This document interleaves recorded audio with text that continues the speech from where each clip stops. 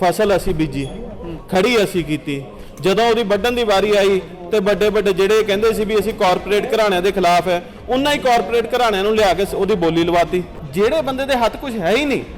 ਉਹਨਾਂ ਨੂੰ ਵੀ ਉਸੇ ਕਠਪੁਤਲੀ ਦੇ ਤਰੀਕੇ ਨਾਲ ਇਸਤੇਮਾਲ ਕੀਤਾ ਜਾ ਰਿਹਾ ਪੰਜਾਬੀਆਂ ਨੂੰ ਪੰਜਾਬੀਆਂ ਦੇ ਖਿਲਾਫ ਲੜਾਉਣਾ ਚਾਹੁੰਦੇ ਨੇ ਪਾਰਟੀ ਵੱਲੋਂ ਸਾਨੂੰ ਕੋਈ ਜਵਾਬ ਨਹੀਂ ਆਇਆ ਸਾਨੂੰ ਮਜਬੂਰਨ ਪਬਲਿਕ ਡੋਮੇਨ 'ਚ ਆ ਕੇ ਗੱਲਾਂ ਰੱਖਣੀਆਂ ਪੈ ਗਈਆਂ ਕਿਸੇ ਵੀ ਵਲੰਟੀਅਰ ਨੂੰ ਟਿਕਟ ਨਹੀਂ ਦੇ ਰਹੇ ਸਾਰੇ ਹੀ ਪੈਰਾਸ਼ੂਟਰ ਆ ਰਹੇ ਨੇ ਹੁਣ ਪਤਾ ਲੱਗਿਆ ਸਾਡੀ ਸਤਿਕਾਰਯੋਗ ਭੈਣ ਨਾਲ ਵੀ ਕੀ ਕੁਝ ਹੋ ਰਿਹਾ ਹੈ ਆ ਤੁਸੀਂ ਆਡੀਓ 'ਚ ਸੁਣਿਆ ਹੋਣਾ ਮੈਂ ਤੇ ਮੂੰਹੋਂ ਕਹਿੰਦੇ ਮੈਨੂੰ ਸ਼ਰਮ ਆਉਂਦੀ ਹੈ ਆਪ ਆਦਮੀ ਪਾਰਟੀ ਦੇ ਵਿਰੋਧ ਦੇ ਵਿੱਚ ਇਸ ਤਰ੍ਹਾਂ ਦੇ ਤੱਥ ਲੈ ਕੇ ਆਉਣੋਂ ਕਿਤੇ ਅਕਾਲੀ ਦਲ ਦੇ ਵਿੱਚ ਜਾਣ ਦੀ ਤਿਆਰੀ ਤੇ ਨਹੀਂ ਜਿਹੜੇ ਇਹਨਾਂ ਦੇ ਮਗਰ ਇਸੇ ਸੋਚ ਨਾਲ ਲੱਗੇ ਸੀ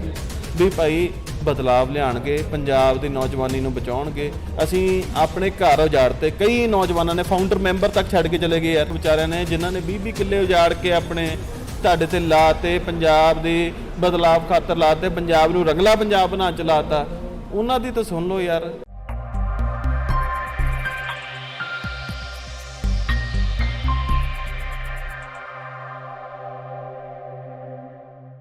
TV 84 ਇੰਡੀਆ ਦੇ ਨਾਲ ਜੁੜੇ ਹੋ ਮੈਂ ਰਜਿੰਦਰ ਸਿੰਘ ਸਭਰਾ ਪੰਜਾਬ ਦੇ ਵਿੱਚ ਚੌਥੀ ਧਿਰ ਆਮ ਆਦਮੀ ਪਾਰਟੀ ਜਿਹੜਾ ਆ ਚੁੱਕੀ ਹੈ ਔਰ ਆਮ ਆਦਮੀ ਪਾਰਟੀ ਦੇ ਵੱਲੋਂ ਬਹੁਤ ਵੱਡੇ ਦਾਅਵੇ ਕੀਤੇ ਜਾਂਦੇ ਨੇ ਕਿ ਕਿਸੇ ਤਰ੍ਹਾਂ ਦੀ ਕਰਪਸ਼ਨ ਨਹੀਂ ਹੋਵੇਗੀ ਇੱਕ ਜਿਹੜਾ ਹਰ ਤਰ੍ਹਾਂ ਨੂੰ ਜਿਹੜਾ ਇੱਕ ਹਰ ਵਿਅਕਤੀ ਵਾਸਤੇ ਇੱਕ ਤਰ੍ਹਾਂ ਦਾ ਇਨਸਾਫ ਹੋਵੇਗਾ ਤਾਂ ਇੱਥੇ ਆਮ ਆਦਮੀ ਪਾਰਟੀ ਦੇ ਉੱਪਰ ਬਹੁਤ ਵੱਡੇ ਇਲਜ਼ਾਮ ਲਗਾਏ ਨੇ ਗੱਲਬਾਤ ਕਰ ਲੈਣੇ ਇਲਜ਼ਾਮ ਕੀ ਨੇ ਪੂਰੀ ਵਾਰਤਾਲਾਪ ਕਰਾਂਗੇ ਬਾਈ ਜੀ ਅਸਲ ਦੇ ਵਿੱਚ ਪੂਰੇ ਇਲਜ਼ਾਮ ਲਗਾਏ ਨੇ ਤਾਂ ਇਹ ਦੋਸ਼ ਕੀ ਨੇ ਜਿਹੜੇ ਦੋਸ਼ ਤੁਸੀਂ ਲਗਾਏ ਇੱਕ ਪੀਸੀ ਕਰਕੇ ਇਹਦੇ ਵਿੱਚ ਪੂਰੇ ਇਲਜ਼ਾਮ ਕੀ ਲਗਾਏ ਤੁਸੀਂ ਬਾਈ ਜੀ ਅਸੀਂ ਕੋਈ ਇਲਜ਼ਾਮ ਨਹੀਂ ਅਸੀਂ ਤਾਂ ਸਵਾਲ ਚੱਕੇ ਸੀ ਮੈਂ ਪਾਰਟੀ ਦਾ ਜ਼ਿਲ੍ਹਾ ਪ੍ਰਧਾਨ ਸੀ ਪਾਰਟੀ ਦਾ ਪ੍ਰੋਟੋਕਾਲ ਫੋਲੋ ਕਰਦੇ ਆ ਮੈਂ ਪਾਰਟੀ ਦੇ ਸਟੇਟ ਪ੍ਰੈਜ਼ੀਡੈਂਟ ਸਾਰਿਆਂ ਨੂੰ ਜਿੰਨੇ ਵੀ ਮੇਰੇ ਸਤਿਕਾਰਯੋਗ ਵੀਰ ਸੀ ਪੰਜਾਬੀ ਸਾਰਿਆਂ ਨੂੰ ਇਹ ਚੀਜ਼ ਉਹਨਾਂ ਦੇ ਨੌਲੇਜ 'ਚ ਲਿਆਂਦੀ ਸੀ ਵੀ ਭਾਈ ਪਾਰਟੀ 'ਚ ਆਹ ਕੁਛ ਹੋ ਰਿਹਾ ਪਾਰਟੀ 'ਚ ਟਿਕਟਾਂ ਦੀ ਖਰੀਦੋ ਫਰੋਖਤ ਇਹੋ ਜਿਹਾ ਰੌਲਾ ਰੱਪਾ ਲੇਡੀਜ਼ ਦੇ ਖਿਲਾਫ ਇਹੋ ਜਿਹੇ ਬਿਆਨਬਾਜ਼ੀਆਂ ਹੋ ਰਹੀਆਂ ਵੀ ਇਹਨਾਂ 'ਤੇ ਤੁਸੀਂ ਕੋਈ ਐਕਸ਼ਨ ਕਿਉਂ ਨਹੀਂ ਲੈ ਰਹੇ ਜਦੋਂ ਮੈਨੂੰ ਉਸ ਤੋਂ ਕੋਈ ਜਵਾਬ ਨਾ ਮਿਲਿਆ ਪੰਜਾਬ ਦੀ ਨੌਜਵਾਨੀ ਨਾਲ ਧੋਖਾ ਕੀਤਾ ਗਿਆ ਫਸਲ ਅਸੀਂ ਬੀਜੀ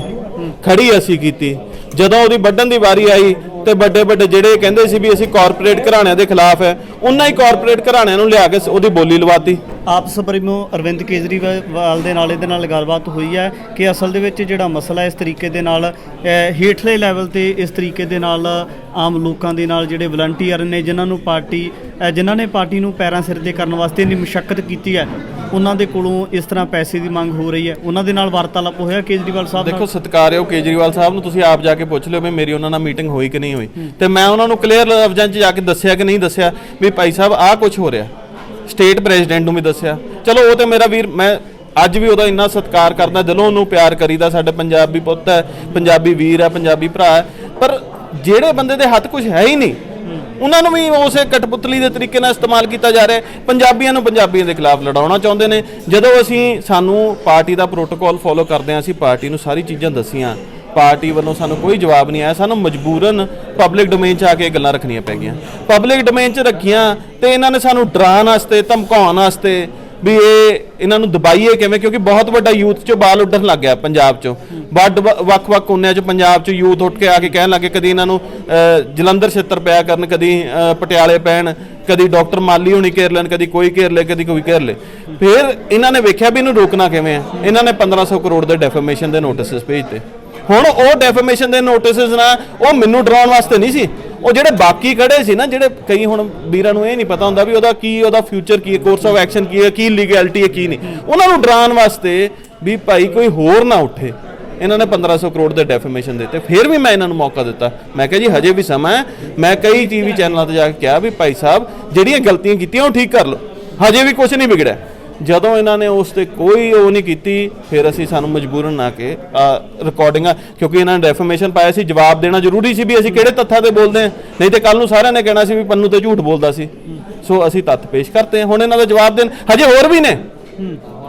ਜਿਹੜੀ ਤੁਸੀਂ ਆਡੀਓ ਜਨਤਕ ਕਰਦੇ ਹੋ ਉਹਨਾਂ ਵਿੱਚ ਇੱਕ ਮਰਦ ਔਰ ਇੱਕ ਔਰਤ ਗੱਲ ਕਰਦੇ ਆ ਤਾਂ ਉਹਨਾਂ ਦੇ ਵਿੱਚ ਉਹ ਕਿਹੜੀ ਔਰਤ ਬਾਰੇ ਜ਼ਿਕਰ ਕਰ ਦੋ ਕਿ ਔਰਤ ਕੌਣ ਸੀ ਮਰਦ ਕੌਣ ਸੀ ਆਪਦੇ ਬਾਰੇ ਮੇਰੇ ਨਾਲ ਹੀ ਬੈਠੇ ਸੀ ਮੇਰੇ ਦੋਸਤ ਨੇ ਮੇਰੇ ਵੀਰ ਨੇ ਹੈ ਅਕਾਲੀ ਦਲ 'ਚ ਤੇ ਮੇਰੇ ਨਾਲ ਤਕਰੀਬਨ ਅਸੀਂ 20 ਸਾਲਾਂ ਤੋਂ ਐਸੋਸੀਏਟਡ ਹੈ ਅਸੀਂ ਦੋਸਤ ਹਾਂ। ਇਹਨਾਂ ਨੇ ਮੇਰੀ ਨੌਲੇਜ 'ਚ ਐਮਸੀ ਇਲੈਕਸ਼ਨਾਂ ਤੋਂ ਪਹਿਲਾਂ ਪਾਈ ਸੀ।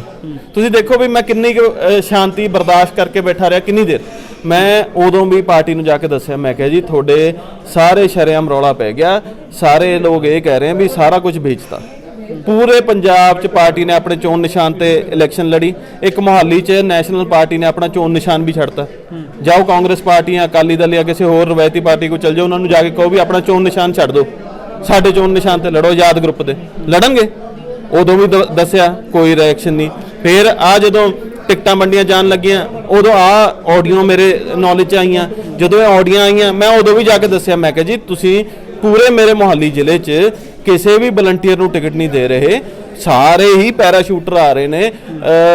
ਚਾਹੇ ਡੇਰਾਬੱਸੀ ਦੀ ਗੱਲ ਕਰ ਲਓ, ਚਾਹੇ ਖਰੜ ਦੀ ਗੱਲ ਕਰ ਲਓ। ਹੁਣ ਪਤਾ ਲੱਗਿਆ ਸਾਡੀ ਸਤਿਕਾਰਯੋਗ ਭੈਣ ਨਾਲ ਵੀ ਕੀ ਕੁਝ ਹੋ ਰਿਹਾ ਹੈ। ਆ ਤੁਸੀਂ ਆਡੀਓ 'ਚ ਸੁਣਿਆ ਹੋਣਾ, ਮੈਂ ਤੇ ਮੂੰਹੋਂ ਕਹਿੰਦੇ ਮੈਨੂੰ ਸ਼ਰਮ ਆਉਂਦੀ ਹੈ ਕੀ ਕੁਝ ਕਰਦੇ ਨੇ। ਇਹਨਾਂ ਦੀ ਆਪ ਦੇ ਹੀ ਅਹੁਦੇਦਾਰ ਦੱਸੀ ਜਾਂਦੇ, ਅਸੀਂ ਤੇ ਛੋਟੇ ਅਹੁਦੇਦਾਰ ਹਾਂ, ਵੱਡੇ ਅਹੁਦੇਦਾਰ ਵੀ ਆਪ ਦੱਸੀ ਜਾਂਦੇ ਵੀ ਭਾਈ ਉਹਨਾਂ ਨੂੰ ਇਸ ਤਰੀਕੇ ਨਾਲ ਉਹਨਾਂ ਨੂੰ ਬਲੈਕਮੇਲ ਕਰਕੇ ਉਹਨਾਂ ਨੂੰ ਟਿਕਟ ਦਿੱਤੀ ਜਾਂਦੀ ਹੈ। ਫਿਰ ਐਂ ਬਲੈਕਮੇਲ ਕਰਦੇ ਤਾਂ ਕਿ ਜੇ ਕੋਈ ਉਹ ਕਿਸੇ ਚੀਜ਼ ਨਾਲ, ਹੁਣ ਮੈਂ ਐਜ਼ ਅ ਹਿਊਮਨ ਬੀਇੰਗ ਮੈਂ ਤੁਹਾਡੇ ਨਾਲ ਨਹੀਂ ਐਗਰੀ ਕਰਦਾ, ਮੈਂ ਬੋਲ ਦੂੰਗਾ। ਪਰ ਜਦੋਂ ਪਾਰਟੀ ਉਹਨੂੰ ਬਲੈਕਮੇਲ ਕਰਨ ਲੱਗ ਜੇ ਵੀ ਯਾਰ ਜੇ ਤੁਸੀਂ ਆਹ ਬੋਲਿਆ ਤੇ ਆਹ ਜਨਤਕ ਕਰ ਦਾਂਗੇ ਅਸੀਂ ਤੁਹਾਡਾ। ਅਕਾਲੀ ਦਲ ਦੇ ਨੁਮਾਇੰਦੇ ਨਾਲ ਰਲ ਕੇ ਜਿਹੜਾ ਆਪ ਆਦਮੀ ਪਾਰਟੀ ਦੇ ਵਿਰੋਧ ਦੇ ਵਿੱਚ ਇਸ ਤਰ੍ਹਾਂ ਦੇ ਤੱਥ ਲੈ ਕੇ ਆਉਣੋਂ, ਕਿਤੇ ਅਕਾਲੀ ਦਲ ਦੇ ਵਿੱਚ ਜਾਣ ਦੀ ਤਿਆਰੀ ਤੇ ਨਹੀਂ? ਬਾਈ ਜੀ ਮੈਂ ਤੇ ਮੈਨੂੰ ਪਹਿਲਾਂ ਕਹਿੰਦੇ ਸੀ ਬੀਜੇਪੀ 'ਚ ਜਾਣ ਦੀ ਤਿਆਰੀ ਹੈ, ਫਿਰ ਕਹਿੰਦੇ ਕਾਂਗਰਸ 'ਚ ਜਾਣ ਦੀ ਤਿਆਰੀ ਹੈ, ਫਿਰ ਕਹਿੰਦੇ ਕਿਸਾਨਾਂ ਨਾਲ ਜੁੜ ਗਿਆ, ਫਿਰ ਕਹਿੰਦੇ ਵੀ ਭਾਈ ਇਹ ਪਤਾ ਨਹੀਂ ਹੁਣ ਅਕਾਲੀ ਦਲ 'ਚ ਚੱਲ ਜਾਊਗਾ। ਮੈਂ ਕਿੱਥੇ ਜਾਣਾ ਕਿੱਥੇ ਨਹੀਂ ਜਾਣਾ, ਉਹਨਾਂ ਨੂੰ ਕੀ ਪ੍ਰੋਬਲਮ ਹੈ? ਆਪਾਂ ਤਾਂ ਮੈਂ ਤਾਂ ਪੰਜਾਬ ਨੂੰ ਇਹ ਦੱਸ ਰਿਹਾ ਵੀ ਮੇਰੇ ਵਰਗੇ ਕਈ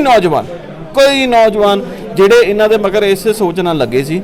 ਵੀ ਭਾਈ ਬਦਲਾਵ ਲਿਆਣਗੇ, ਪੰਜਾਬ ਦੀ ਨੌਜਵਾਨੀ ਨੂੰ ਬਚਾਉਣਗੇ। ਅਸੀਂ ਆਪਣੇ ਘਰ ਉਜਾੜਤੇ, ਕਈ ਨੌਜਵਾਨਾਂ ਨੇ ਫਾਊਂਡਰ ਮੈਂਬਰ ਤੱਕ ਛੱਡ ਕੇ ਚਲੇ ਗਏ ਯਾਰ। ਕਈ ਨੌਜਵਾਨਾਂ ਨੇ ਆਪਣੇ ਘਰ ਉਜਾੜਤੇ, ਉਹਨਾਂ ਤੋਂ ਫਸਲ ਬਿਜਵਾ ਲਈ, ਮੁੜ ਕੇ ਵੱਢ ਕੇ ਨੌਜਵਾਨਾਂ ਨੂੰ ਵੀ ਬਾਹਰ ਸੁੱਟਤਾ ਉਹਨਾਂ ਨੂੰ। ਤੇ ਜਦੋਂ ਇਹੋ ਜਿਹੇ ਧੋਖੇ ਹੋਣ, ਪੰਜਾਬ ਦੇ ਲੋਕਾਂ ਨੂੰ ਦੱਸਣਾ ਤਾਂ ਜ਼ਰੂਰੀ ਹੈ ਨਾ ਵੀ ਭਾਈ ਸਾਹਿਬ ਤੁਹਾਡਾ ਕੁਝ ਕਰ ਰਹੇ ਨੇ, ਇਹ ਅਹਿਮਦ ਸ਼ਾਹ ਅਬਦਾਲੀ ਦੀ ਨੀਤੀ ਤੇ ਚੱਲ ਰਹੇ ਨੇ। ਜਦੋਂ ਆਮ ਆਦਮੀ ਪਾਰਟੀ ਦੇ ਵਿੱਚ ਸੀ ਉਦੋਂ ਤੁਹਾਨੂੰ ਅਜਿਹੀਆਂ ਗਰਾਫਟਾਂ ਕਿਉਂ ਨਹੀਂ ਨਜ਼ਰ ਆਈਆਂ? ਜਦੋਂ ਕਹਿੰਦੇ ਕਿ ਟਿਕਟ ਨਹੀਂ ਮਿਲੀ ਤਾਂ ਉਦੋਂ ਪੰਨੂ ਨੇ ਵਿਰੋਧ ਕਰਨਾ ਸ਼ੁਰੂ ਕਰਤਾ। ਆਈਆਂ ਸੀ, ਰਿਕਾਰਡਿੰਗ ਸੁਣ ਲਓ। ਮੈਂ ਰਿਕਾਰਡਿੰਗ 'ਚ ਸਟੇਟ ਪ੍ਰੈਜ਼ੀਡੈਂਟ ਨੂੰ ਆਪ ਕਿਹਾ ਵੀ ਭਾਈ ਮੈਂ ਤਾਂ ਆਪਦੇ ਵਾਸਤੇ ਕੁਝ ਮੰਗਦਾ ਹੀ ਨਹੀਂ। ਮੈਂ ਤਾਂ ਇਹ ਕਹਿਣਾ ਵੀ ਜਿਹੜੇ ਯੁਵਾ ਨੇਤਾ ਪੰਜਾਬ 'ਚ ਤੁਰੇ ਫਿਰਦੇ ਆ ਬਾਈ, ਉਹਨਾਂ ਦੀ ਇੱਜ਼ਤ ਰੱਖ ਲਓ। ਉਹਨਾਂ ਨੇ ਵਿਚਾਰਿਆਂ ਨੇ ਜਿਨ੍ਹਾਂ ਨੇ 20 ਕਿੱਲੇ ਉਜਾੜ ਕੇ ਆਪਣੇ ਤੁਹਾਡੇ ਤੇ ਲਾਤੇ, ਪੰਜਾਬ ਦੀ ਬਦਲਾਵ ਖਾਤਰ ਲਾਤੇ, ਪੰਜਾਬ ਨੂੰ ਰੰਗਲਾ ਪੰਜਾਬ ਬਣਾ ਚ ਲਾਤਾ, ਉਹਨਾਂ ਦੀ ਤਾਂ ਸੁਣ ਲਓ ਯਾਰ। ਮੈਂ ਤੇ ਆਪ ਦੀ ਕੋਈ ਚੀਜ਼ ਨਹੀਂ ਮੰਗਦਾ, ਮੈਂ ਤੇ ਆਪ ਦੀ ਟਿਕਟ ਵਾਸਤੇ ਜੇ ਐਮਸੀ ਇਲੈਕਸ਼ਨਾਂ 'ਚ ਮੇਰੇ ਨਾਲ ਇਹੀ ਕੁਝ ਹੋ ਚੁੱਕਿਆ। ਐਮਸੀ ਇਲੈਕਸ਼ਨਾਂ 'ਚ ਸਟੇਟ 'ਚ ਸਾਰੇ ਮੈਂ ਤੁਹਾਨੂੰ ਦੱਸਿਆ ਵੀ ਚੋਣ ਨਿਸ਼ਾਨ ਤੇ ਲੜੇ, ਆਪਣੇ ਮੁਹੱਲੀ 'ਚ ਨਹੀਂ ਲੜੇ। ਮੈਂ ਉਦੋਂ ਵੀ ਤਾਂ ਵਿਰੋਧ ਕਰ ਸਕਦਾ ਸੀ, ਉਦੋਂ ਵੀ ਆ ਕੇ ਲੋਕਾਂ ਨੂੰ ਕਹਿ ਸਕਦਾ ਸੀ। ਜਦ ਤੱਕ ਇੱਕ ਏਲੀਏਨੇਟਡ ਇਨਸੀਡੈਂਟ ਸੀ, ਕੱਲਾ ਮੇਰੇ ਨਾਲ ਸੀ, ਕੱਲੇ ਗੁਰਤੇਜ ਸਿੰਘ ਪੰਨੂ ਨਾਲ ਹੋ ਰਿਹਾ ਸੀ। ਗੁਰਤੇਜ ਸਿੰਘ ਪੰਨੂ ਨੇ ਕਦੀ ਨਹੀਂ ਆਵਾਜ਼ ਉਠਾਈ ਆਪਦੇ ਵਾਸਤੇ, ਤੇ ਮੈਂ ਕਦੀ ਜ਼ਿੰਦਗੀ 'ਚ ਨਹੀਂ ਉਠਾਈ। ਜਦੋਂ ਮੇਰੇ ਪੰਜਾਬ ਦੇ ਵੀਰਾਂ ਨਾਲ ਹੋਣ ਲੱਗ ਪਿਆ, ਸਾਰੇ ਪੰਜਾਬ ਨਾਲ ਹੋਣ ਲੱਗ ਗਿਆ, ਫਿਰ ਚੁੱਪ ਕਰਕੇ ਕਿਵੇਂ ਬਹਿ ਜਾਈਏ? ਹੁਣ ਤੇ ਸਾਰੇ ਪੰਜਾਬ ਨੇ ਹੀ ਕੀਤਾ ਨਾ। 55 ਹਲਕਿਆਂ 'ਚ ਤੇ ਤੁਸੀਂ ਦਲ ਬਦਲੂ ਲੈ ਆਂਦੇ। ਤੁਸੀਂ ਕਹਿੰਦੇ ਸੀ ਮੈਂ ਪੰਜਾਬ ਦਾ ਕਚਰਾ ਨਹੀਂ ਲਊਂਗਾ, ਹੁਣ ਕੀ ਹੈ? ਹੁਣ ਸਾਡੇ ਪਹਿਲਾਂ ਸਤਿਕਾਰਯੋਗ ਪੰਜਾਬੀਆਂ ਨੂੰ, ਮੈਂ ਸਾਰੀ ਪਾਰਟੀਆਂ ਦਾ ਸਤਿਕਾਰ ਕਰਦਾ। ਪਾਰਟੀ ਕੋਈ ਚੰਗੀ ਮਾੜੀ ਨਹੀਂ ਹੁੰਦੀ, ਪਾਰਟੀ ਨੂੰ ਚਲਾਉਣ ਵਾਲੇ ਬੰਦੇ ਚੰਗੇ ਮਾੜੇ ਹੁੰਦੇ ਆ। ਸਾਰੇ ਸਾਡੇ ਪੰਜਾਬੀ ਵੀਰ ਨੇ, ਮੈਂ ਕਿਸੇ ਸਾਰਿਆਂ ਦਾ ਸਤਿਕਾਰ ਕਰਦਾ। ਉਹਨਾਂ ਨੂੰ ਕਚਰਾ ਕਹਿਣ ਵਾਲਾ ਇਹ ਦਿੱਲੀੋਂ ਆਇਆ ਬੰਦਾ ਸਾਡੇ ਸਤਿਕਾਰਯੋਗ ਵੀਰਾਂ ਨੂੰ ਕਚਰਾ ਕਹੂਗਾ? ਠੀਕ ਹੈ, ਉਹਨਾਂ ਦੀ ਸਿਆਸੀ ਸੋਚ ਡਿਫਰੈਂਟ ਹੈ, ਸਾਡੀ ਡਿਫਰੈਂਟ ਹੈ। ਅਸੀਂ ਆਪਣੀ ਸਿਆਸੀ ਸੋਚ ਨਾਲ ਚੱਲਣਾ। ਬਿਲਕੁਲ। ਆਮ ਆਦਮੀ ਪਾਰਟੀ ਦੇ ਵਿਰੋਧ ਦੇ ਵਿੱਚ ਨਵੇਂ ਤੱਥ ਲੈ ਕੇ ਬਲਤੇਜ ਸਿੰਘ ਪੰਨੂ ਆਏ ਨੇ, ਔਰ ਕਿਸੇ ਸਮੇਂ ਆਮ ਆਦਮੀ ਪਾਰਟੀ ਦੇ ਵਿਧਾਇਕ ਵੀ ਰਹੇ ਨੇ। ਉਹਨਾਂ ਲੰਮਾ ਸਮਾਂ ਜਿਹੜਾ ਹੈ ਆਮ ਆਦਮੀ ਪਾਰਟੀ ਵਾਸਤੇ ਕੰਮ ਕੀਤਾ ਹੈ। ਤਾਂ ਕਿਤੇ ਨਾ ਕਿਤੇ ਆਮ ਆਦਮੀ ਪਾਰਟੀ ਦੇ ਸੁਪਰੀਮੋ ਅਰਵਿੰਦ ਕੇਜਰੀਵਾਲ ਦੇ ਉੱਪਰ ਬਹੁਤ ਵੱਡੇ ਸਵਾਲੀਆ ਚਿੰਨ੍ਹ ਲੱਗਦੇ ਨੇ। ਉਹ ਇੱਕ ਨਵਾਂ ਬਦਲਾਅ ਲਿਆਉਣ ਦੀਆਂ ਗੱਲਾਂ ਕਰਦੇ ਨੇ। ਉਹ ਕਹਿੰਦੇ ਨੇ ਕਿ ਜਿਹੜੇ ਨਵੀਂ ਲੀਡਰਸ਼ਿਪ ਹੋਏਗੀ, ਜਿਹੜੀ ਪੰਜਾਬ ਦੀ ਅਗਵਾਈ ਕਰੇਗੀ, ਉਹ ਕਿਸੇ ਤਰ੍ਹਾਂ ਦੀ ਕਰਪਸ਼ਨ ਨਹੀਂ ਕਰੇਗੀ। ਤਾਂ ਇੱਥੇ ਸਵਾਲੀਆ ਚਿੰਨ੍ਹ ਲੱਗਦੇ ਨੇ ਕਿ ਜਿਹੜੇ ਅਕਾਲੀ ਦਲ ਵੱਲੋਂ ਜਾਂ ਜਿਹੜੇ ਕਾਂਗਰਸ ਦੇ ਵੱਲੋਂ ਟੁੱਟ ਕੇ ਆਮ ਆਦਮੀ ਪਾਰਟੀ ਦੇ ਨਾਲ ਜੁੜ ਰਹੇ ਨੇ, ਜਿਨ੍ਹਾਂ ਨੂੰ ਟਿਕਟਾਂ ਦਿੱਤੀਆਂ ਜਾ ਰਹੀਆਂ ਨੇ, ਕਿ ਉਹਨਾਂ ਦੇ ਵਿੱਚ ਸੁਧਾਰ ਕਦੋਂ ਦਾ ਹੋਣਾ ਸ਼ੁਰੂ ਹੋ ਗਿਆ, ਕਿ ਉਹ ਸੱਚਮੁੱਚ ਦੁੱਧ ਧੋਤੇ ਨੇ। ਤਾਂ ਇਸ ਤੋਂ ਪਹਿਲਾਂ ਵੀ तमाम ਜਿਹੜੇ ਪੰਜਾਬ ਦੇ ਨੌਜਵਾਨ ਸੀ, ਉਹਨਾਂ ਨੇ ਆਮ ਆਦਮੀ ਪਾਰਟੀ ਦੀਆਂ ਵਿਧਾਇਕੀਆਂ ਛੱਡੀਆਂ, ਉਹਨਾਂ ਦੀਆਂ ਟਿਕਟਾਂ ਛੱਡੀਆਂ ਔਰ ਆਮ ਆਦਮੀ ਪਾਰਟੀ ਨੂੰ ਅਸਤੀਫਾ ਦਿੱਤਾ। ਇਹ ਪੰਜਾਬ ਦੇ ਲੋਕਾਂ ਦੇ ਵਾਸਤੇ ਸੋਚਣ ਦਾ ਵਿਸ਼ਾ ਹੈ ਕਿ ਆਮ ਆਦਮੀ ਪਾਰਟੀ ਵੀ ਕਿ ਆਉਣ ਵਾਲੇ ਸਮੇਂ ਦੇ ਵਿੱਚ ਕੋਈ ਬਦਲਾਅ ਲਿਆ ਸਕਦੀ ਹੈ, ਜਾਂ ਫਿਰ ਉਹ ਵੀ ਦੂਜੀਆਂ ਰਵਾਇਤੀ ਪਾਰਟੀਆਂ ਦੇ ਵਾਂਗ, ਬਾਦਲ ਦਲ ਵਾਂਗ ਜਾਂ ਕਾਂਗਰਸੀਆਂ ਦੇ ਵਾਂਗ ਉਹ ਵੀ ਇਸੇ ਤਰ੍ਹਾਂ ਪੰਜਾਬ ਦੀ ਲਗਾਤਾਰ ਜਿਹੜੀ ਲੁੱਟ ਖਸੁੱਟ ਕਰੇਗੀ। ਆਉਣ ਵਾਲੇ ਸਮੇਂ ਦੇ ਵਿੱਚ ਵੀ ਇਸ ਤਰ੍ਹਾਂ ਦੇ तमाम ਪੱਖ ਤੁਹਾਡੇ ਦਰਮਿਆਨ ਲੈ ਕੇ ਹਾਜ਼ਰ ਹੋਵਾਂਗਾ। ਧੰਨਵਾਦ।